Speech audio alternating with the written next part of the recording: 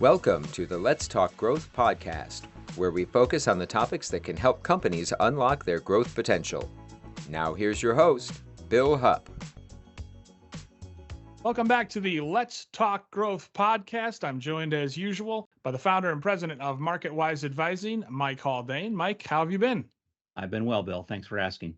Glad to hear it. We're joined today by another terrific guest, Andre LaRue, a successful longtime entrepreneur who has extensive acquisitions and strategic experience that we'll get into in today's conversation. Andre, welcome to the Let's Talk Growth podcast.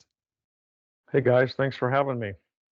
Absolutely. Thanks for being here. We're very much looking forward to talking all things acquisitions and hearing about your extensive experience in that area. So with that, let's start, Andre, by you just giving the listeners an overview of your background. So yeah, thanks for having me. Great to have the conversation. My background is I have an MBA from the University of St. Thomas in healthcare. And I spent the first 13 years of my career on the healthcare delivery side of things. So working for large healthcare systems, medical group practices, merging practices, buying and selling practices, and building ASCs. So that was the first 13 years. Then went to my first startup, Provation Medical, which was in procedure documentation and coding. I'm sure we'll get into that a little bit more, but was there for a number of years. Successfully sold that to a Dutch international company called Wolters Kluwer. Stayed at Wolters Kluwer for about 10 years, doing a lot of the acquisitions that I'm sure we'll be talking about. So that's where I got the buy side of much of what I did. And then kind of went back to the entrepreneurial side of things. Did another startup called Carrot Health. Sold that about 2.5 years ago, and stayed with the company Unitas that had made the acquisition for a couple of years. And then, as I said, semi-retired in September of last year, and still working part-time, doing some consulting work, and generally keeping at least one toe in the water, just because it's interesting. But that's that's the high-level background on what I've been up to. Yeah, that's great, Andre, and it's an impressive background. Andre, you and I have been working together, I guess off and on since 2008. We met at Provation Medical when I joined that organization. But what I witnessed was I knew that the acquisition of Wolters Kluwer had just happened, Provation Medical. And I know you were a part of that. And then as part of Wolters Kluwer and as part of executing the strategy that you had worked on there, you bought Logical Images, and then UpToDate, Medicom, Pharmacy OneSource, and then Lexicomp. And then after that, after Wolters Kluwer, you were involved in another startup called Carrot Health. And I think, as you alluded to, that was then sold to Unitas. So it's a great track record. And what I thought would be helpful is if you could share when an acquisition makes sense and what some of the reasons behind some of the acquisitions that you've done have been. Yeah. Yeah, and I think the question depends a little bit on whether you're the company that's selling or the company that's buying. So, so I can cover that from either direction. I'm just starting with, as a company that wants to sell to somebody else, the right time really depends on multiple factors, obviously, but some of the big ones are, how long have you been in the market? What has your growth rate been? What is the amount of revenue that you've been able to achieve, and can you get a multiple on that revenue to pay back your investors and have a payback that is interesting to everybody? Those are kind of some of the obvious things that lead to the timing part of it. Everybody always wants to, well, not everybody, most of the time, people want to get out sooner to realize a value, in particular outside investors. Founders may have a little bit of a different time frame. They like what they're doing. There's a lifestyle that comes with it, and so they might be more patient than an investor who, the faster you can turn it around, the better, right? I think the other side of that question is, well, then to whom do you sell?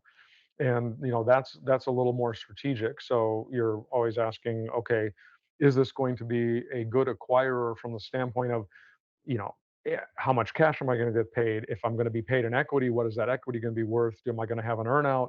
Mike, you and I lived through a pretty tough 3-year earnout.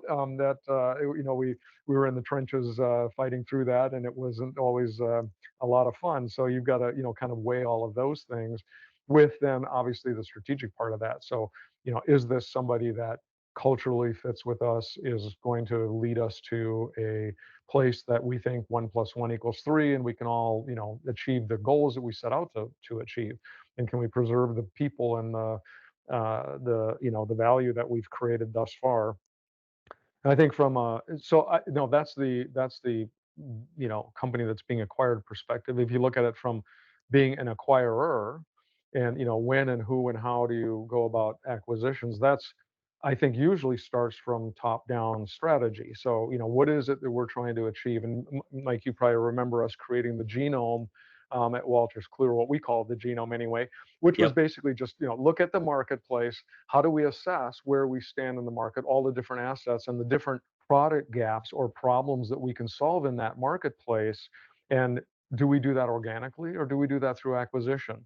And we did both. We built organic products, and we expanded things, and then we did acquisitions to supplement where we thought either the competition was, if we came in, we'd be late, or we could buy part of the market by buying somebody that was already established or growing fast.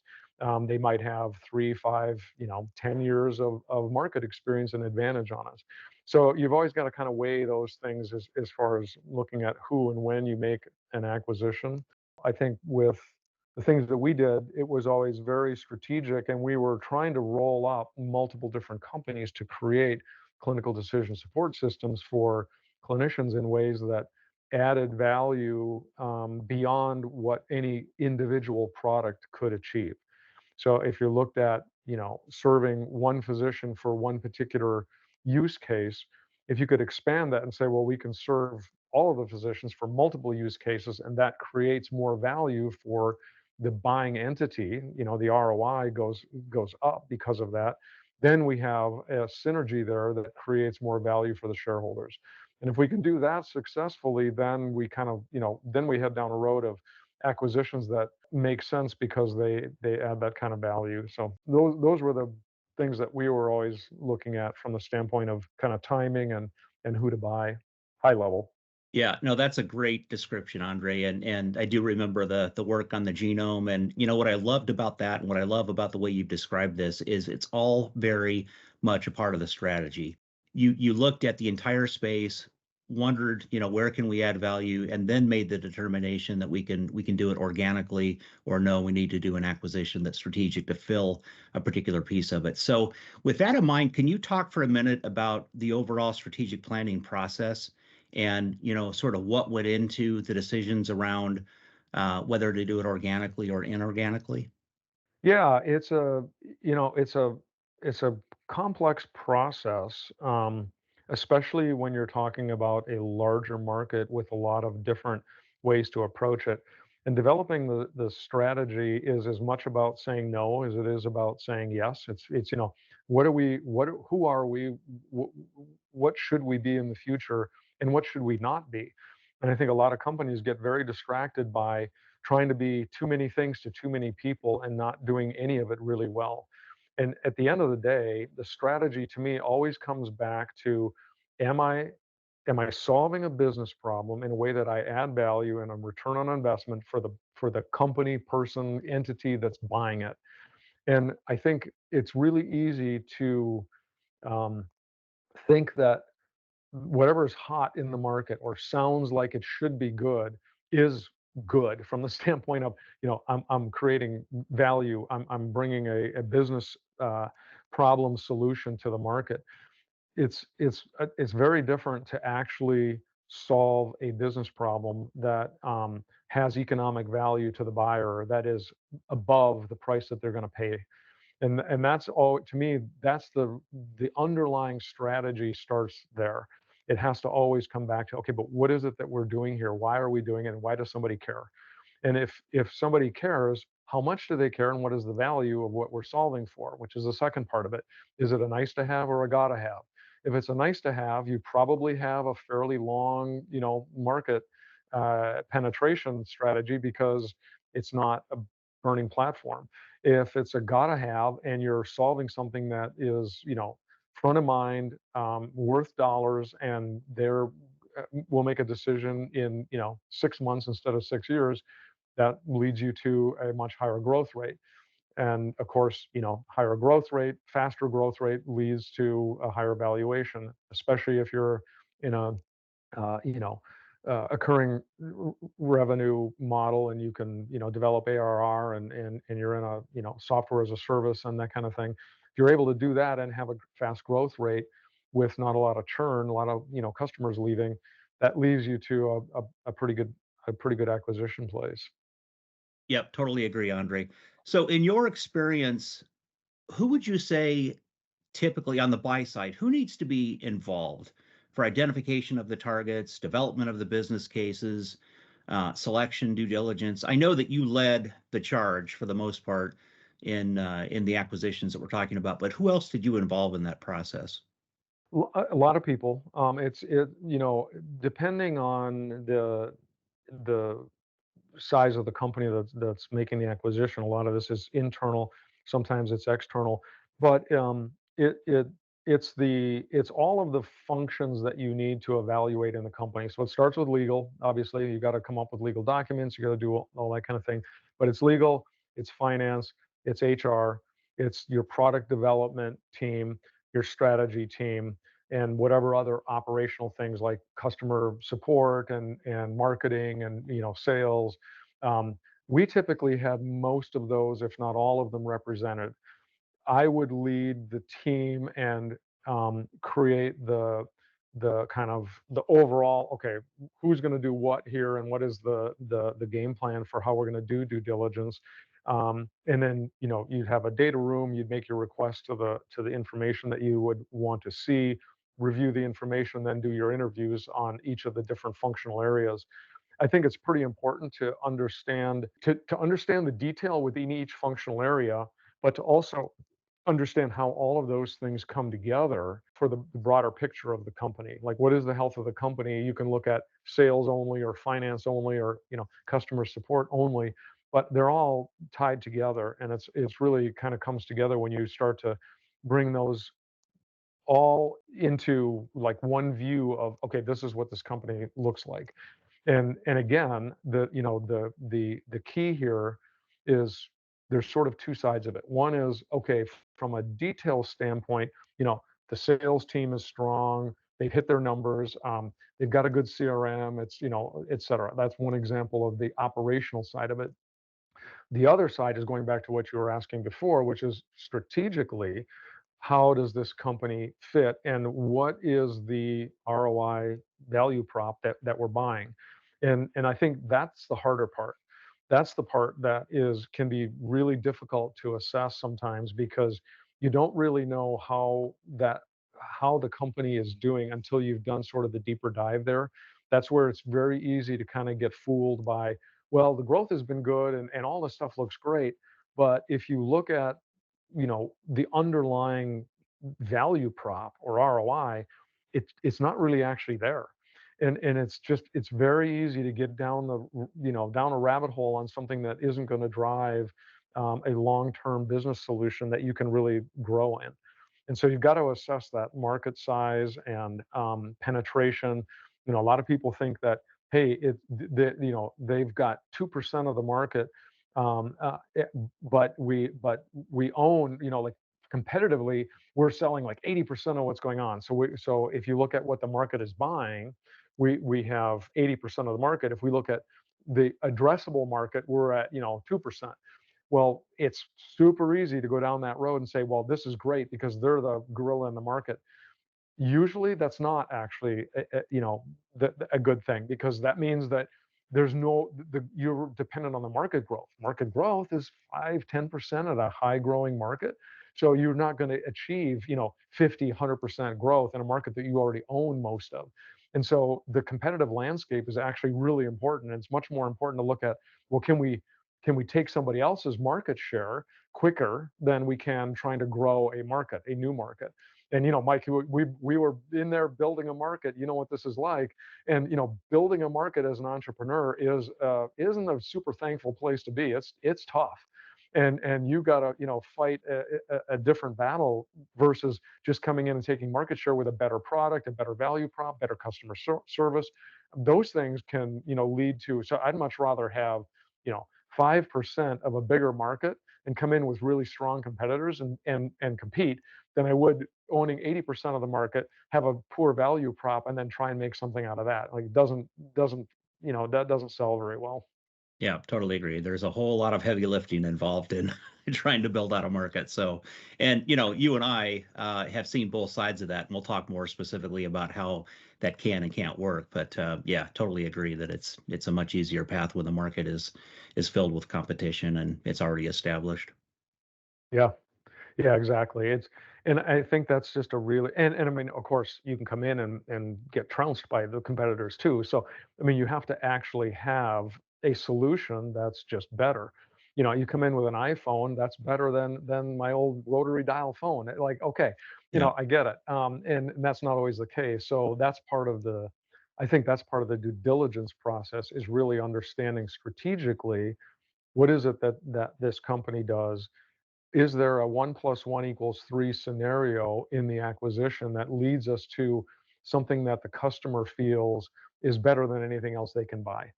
And if that's the case, then as an acquirer, you can potentially, it's not easy to do, but you can potentially get that extra lift.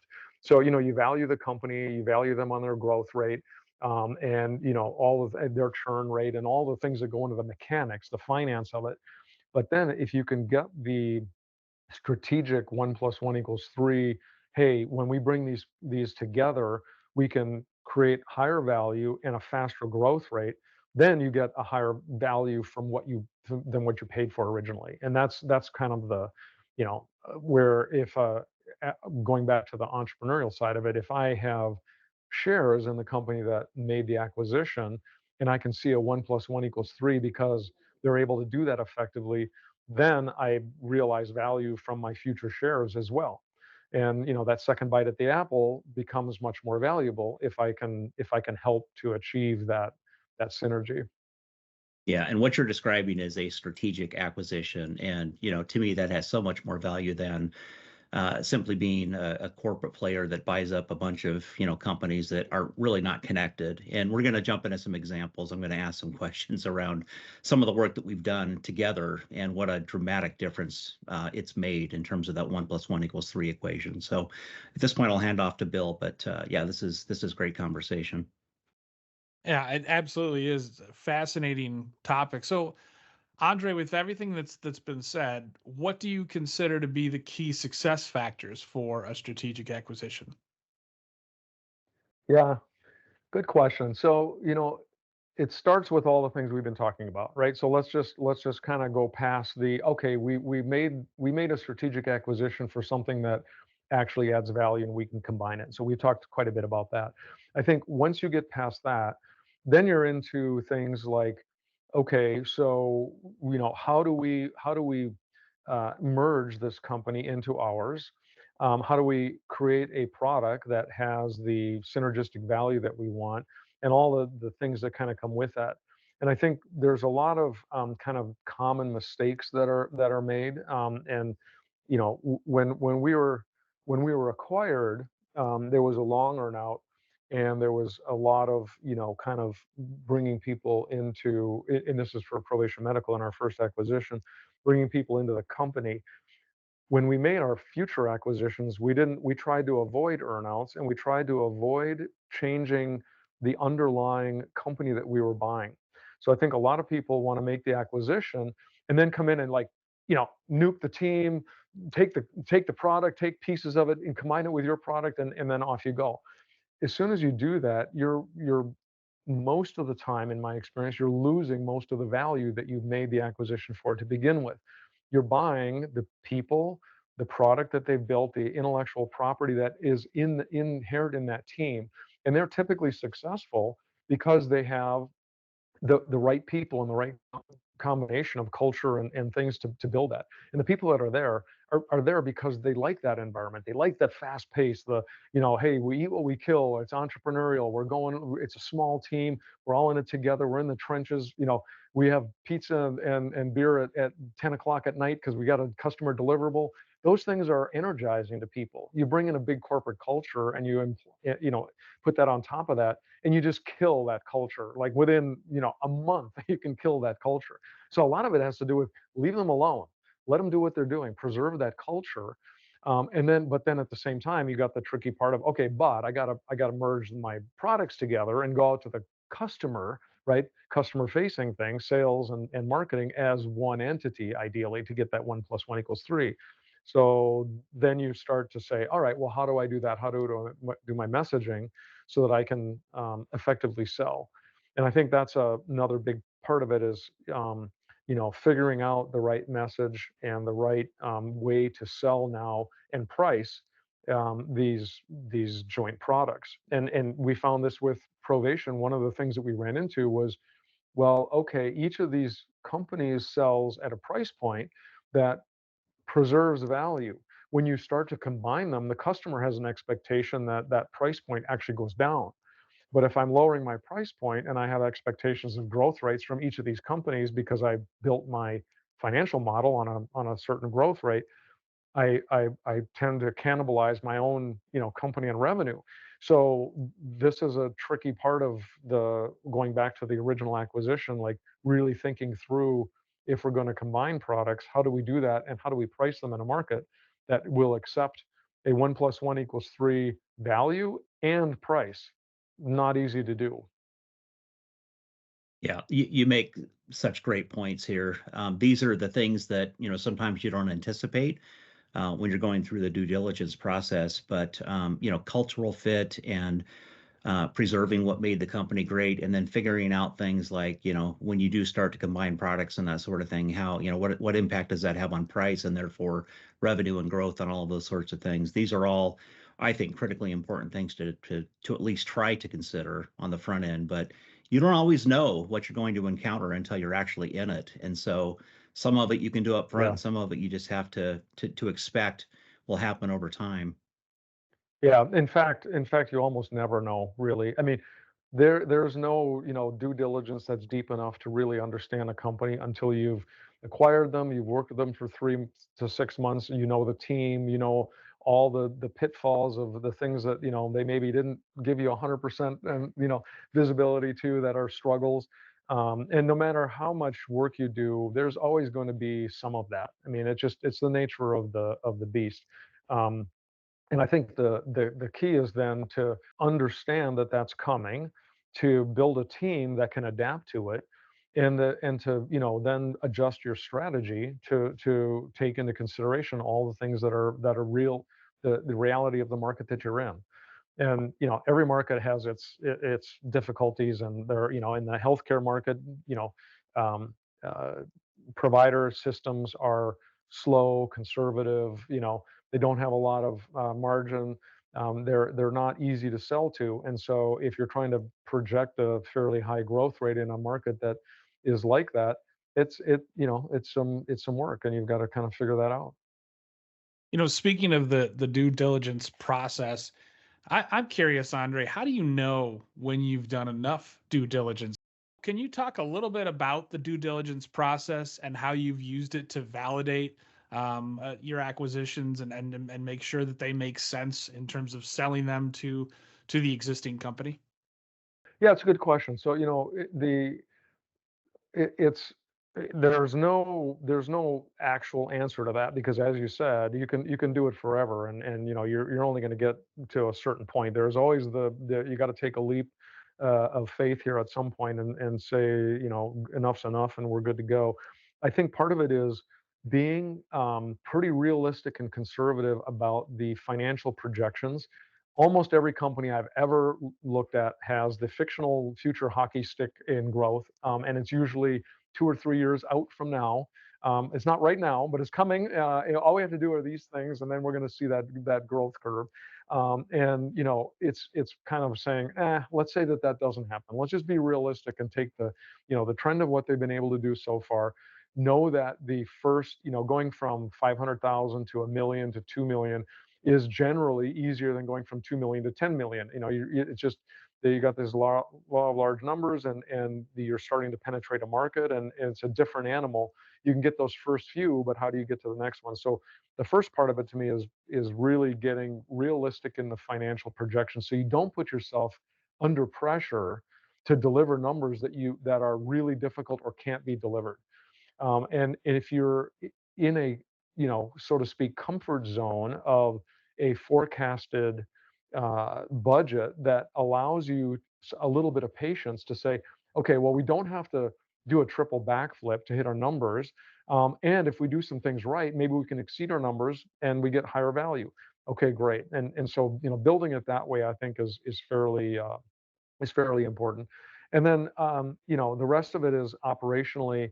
Have you gone through the HR side of it and reviewed things? Have you looked at customer contracts? And if you've reviewed enough of those types of operational things to feel comfortable that, it's unlikely that there's a huge skeleton in the closet here, and we're pretty confident that this is a legitimate company and they've been audited and that kind of thing, then it's time to say, all right, the strategy's there. Let's go do it. So let's talk. You've sort of talked a little bit about this, but maybe just so that we hit it on the head. Some of the pitfalls that you've seen or you've experienced as you've done some of the acquisitions that we're talking about.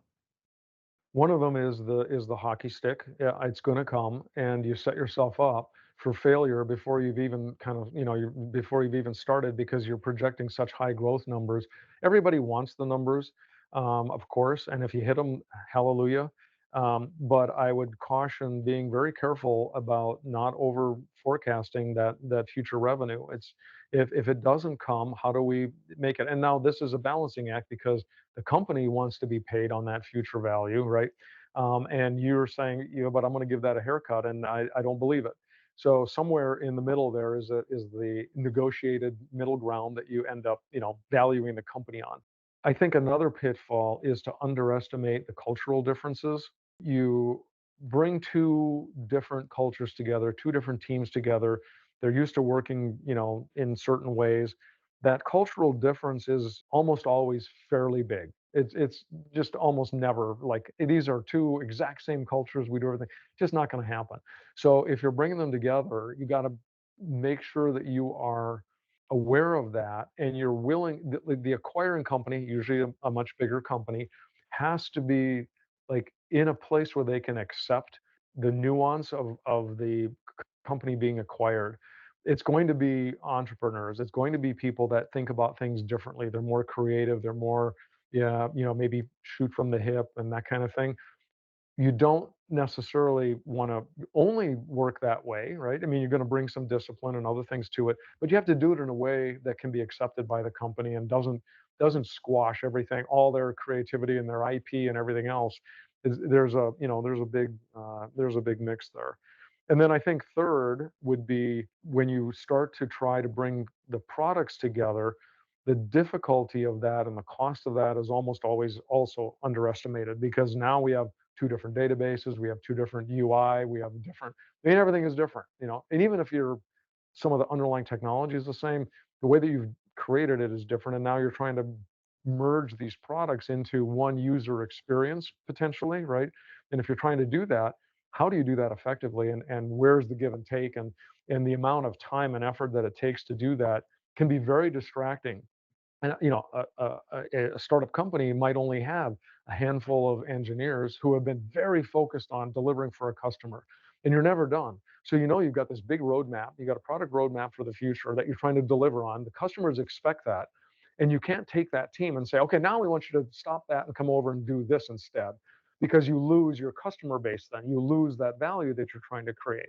So you have to do both at the same time with two teams that are probably already pretty much at max capacity. How do you do that? Very difficult. So, don't underestimate what that's going to take, and don't assume that the 1+1, the 3 that comes out of that is kind of like automatic. It is never automatic. It takes a lot of work.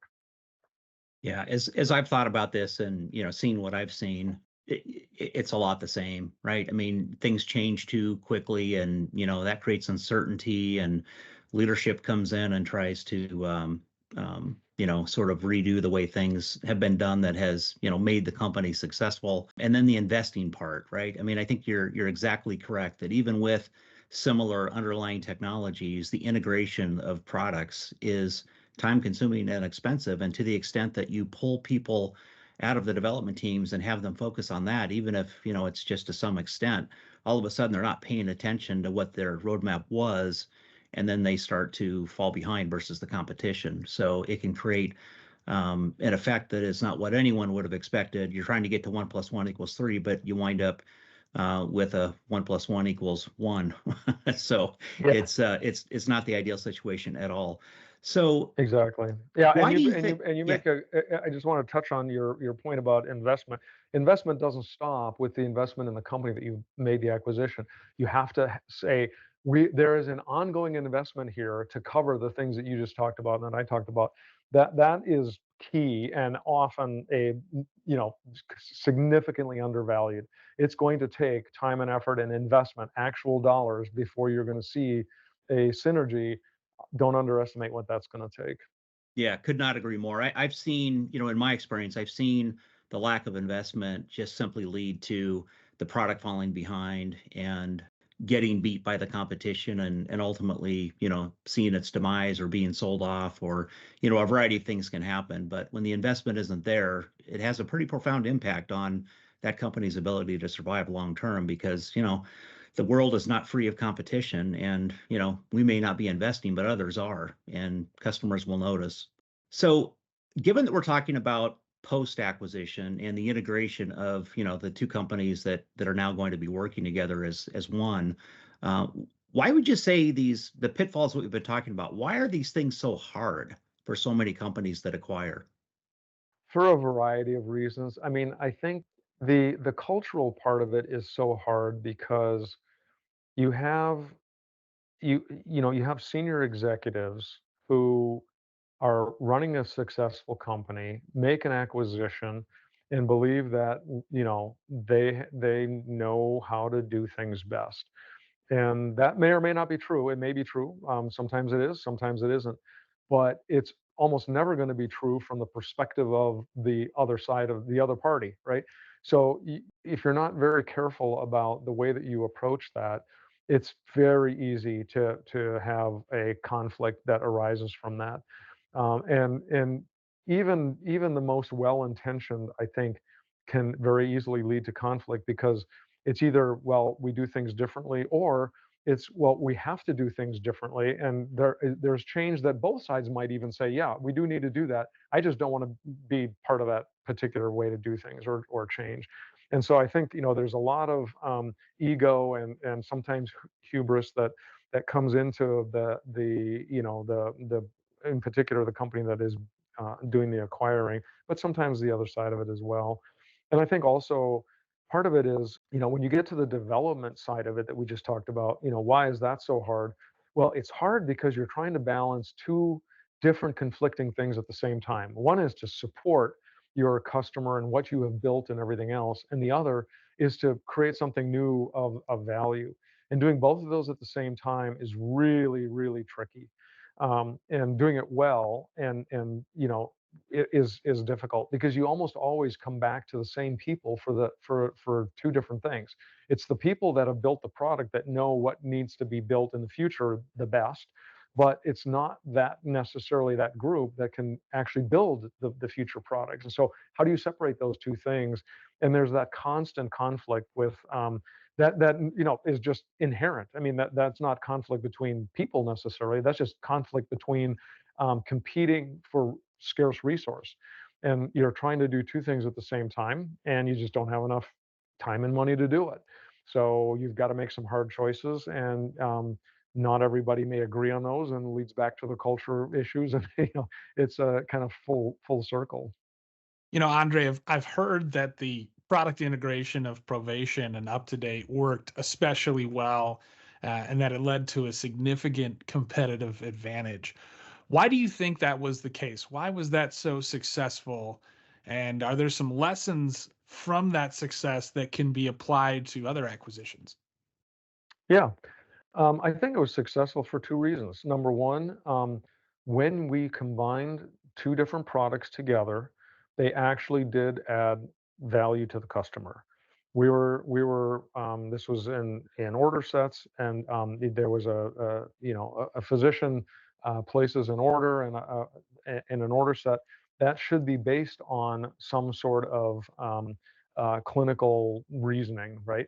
The clinical reasoning came from UpToDate, which was the clinical decision support tool that many physicians use. So if you combine what they were already using for decision support with the placement of an order, kind of makes sense that, hey, that would make a better placement of a better order for everybody. And so, like, just intuitively, it was pretty easy to get your head around why that would be really synergistic.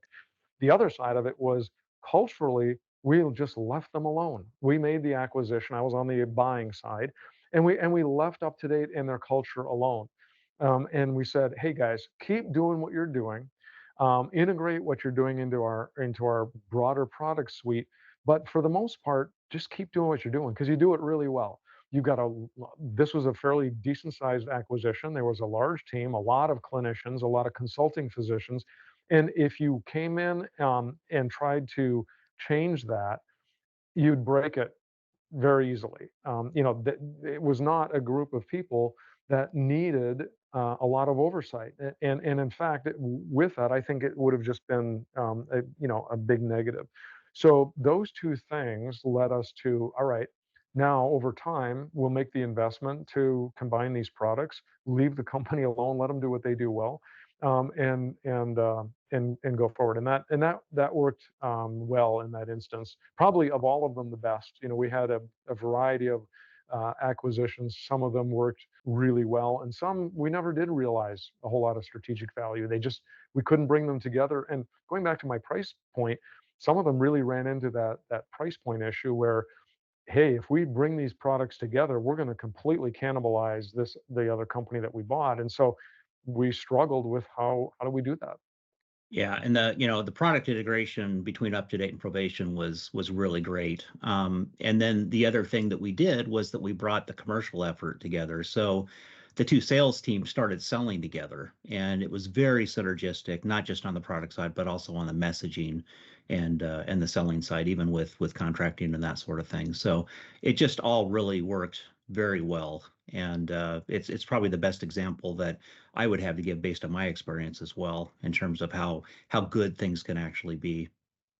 Yeah, yeah, good point. And right, good point on the sales and marketing side of it because I didn't touch on that as much in some of my other comments, but that's also another area where you have a lot of pitfalls there, and it can be difficult for customers that are already in the market to understand. Well, wait a minute, you just changed the name, or changed the name of the company, or changed the name of the product. What does this do now? And is it the same? Am I still going to be supported? And you're right. With that in particular, we spent a fair amount of time making sure that the two sales forces could still sell their products, but could speak to, hey, we have something else that's more, it's bigger, it's better, it's different, and there's a value proposition to it. And that drove sales and was pretty effective. Andre, without obviously divulging anything confidential, um, do you have other examples that come to mind for you of great inorganic strategy and execution? Using what we've been talking about, and the range of success that we saw, I would say that we just talked about the UpToDate component, and that was very successful. We had others that were less successful for a variety of reasons. I think with my last acquisition, Cared Health into Unitas, that was a very intuitively strategic acquisition from the standpoint of using the data analytics that we have on a platform that was trying to deliver social determinants of health changes in a market. The difficulty there comes when you're trying to merge those products and how they come together. So I've seen quite a variety of areas where um, you get the strategy, but the product is difficult. You get the product, but the strategy or culture is difficult, and and all of the above. The key and why I guess it's so difficult, going back to Mike's original question, is that you got to get all of them kind of all at the same time. It's sort of like that trifecta, and if you are able to accomplish that, then you're good to go. If you miss one of them, then you're probably going to get a little lower value than you may have expected. So much of this, in terms of the success, has to be around timing everything right. And if certain aspects, right, are further ahead than others, or if you don't time it right in terms of the acquisition itself within the market conditions, sometimes of which you have no control over, timing seems to play a significant part in whether or not an acquisition is as successful as projections might be. Oh, for sure, absolutely. And the timing on the growth curve in particular for the company that you're buying is critical because they may be early in a high growth area, and if you've made the acquisition, you reap the benefit of that additional growth and market penetration. If you're coming in and towards the tail end of that, and but you're forecasting a higher growth, and there are other factors that are reducing that, makes it really tough. And I've seen both, and it's very easy to get fooled by, like, Provation Medical. We got fooled by Y2K.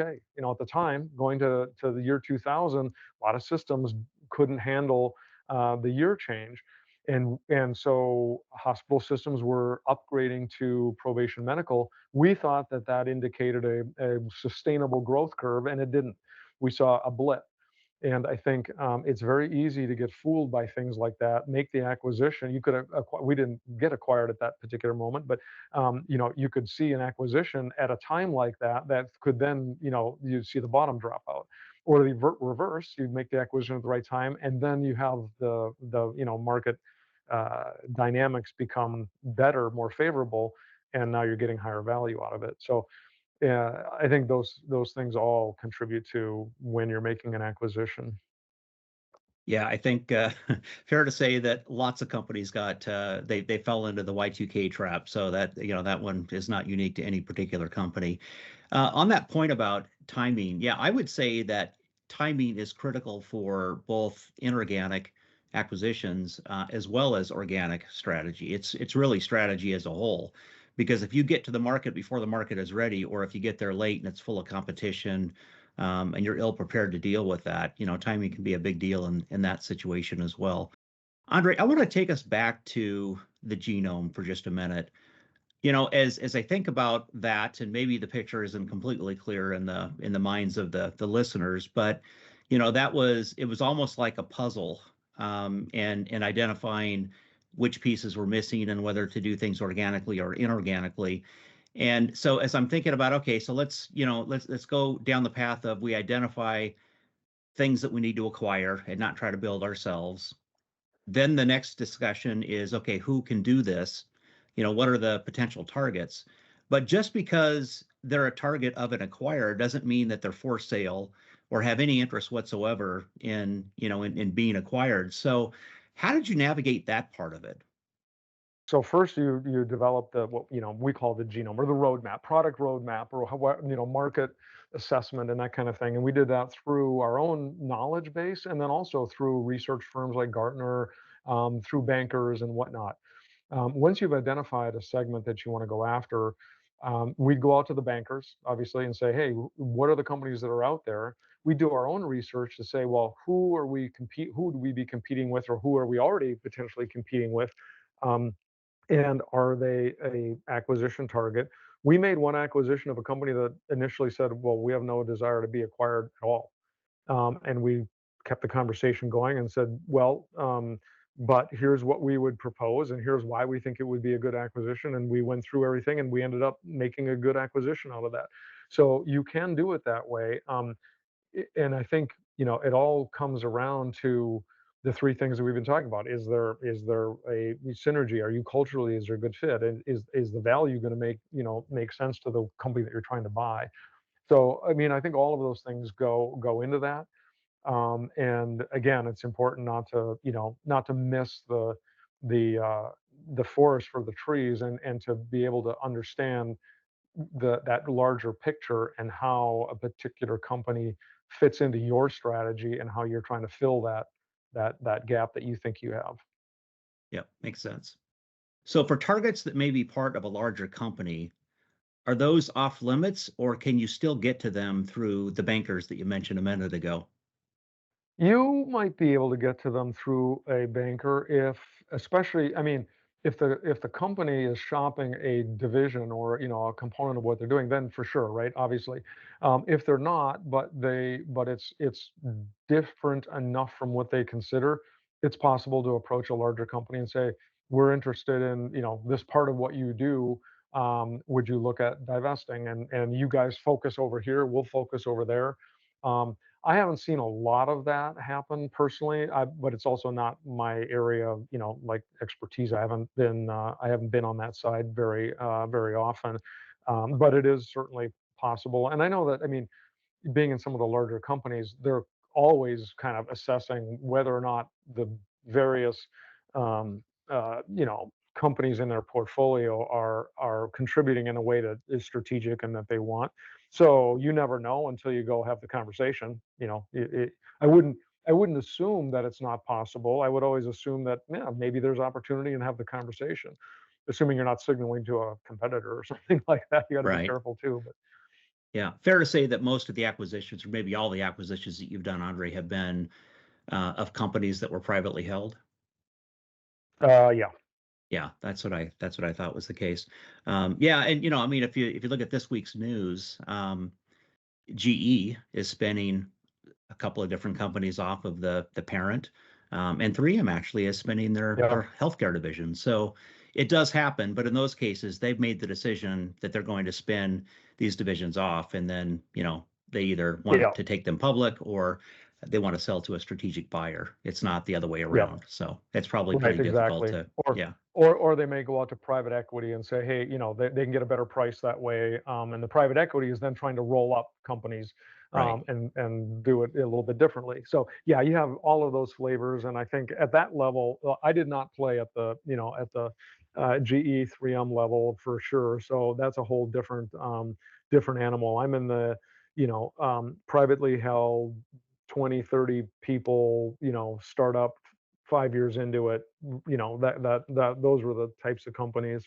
We did one joint venture in China that was a little bit different, but the rest were all like that.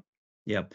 And then after you and I left Provation, there was a sale by Wolters Kluwer to a private equity firm who then did have a roll-up strategy, right? They made some Yeah. investments, both organic and inorganic, and then they sold the company a few years later. So, that happens as well. Maybe that's an example of what I was talking about. Well, it was a fantastic conversation, Andre. Thank you so much for joining us today and sharing your insights on all things acquisition. We really appreciate it. Thank you. It was a great conversation. Appreciate it. Thanks, Andre. That's it All for right. us today, but join us on the next episode of the Let's Talk Growth podcast. Thanks for listening to today's episode of Let's Talk Growth. If you enjoyed it, feel free to rate and review the podcast. You can get new episodes and listen to old ones by visiting marketwiseadvising.com/podcasts. Let's Talk Growth is owned, produced, and published by MarketWise Advising, LLC.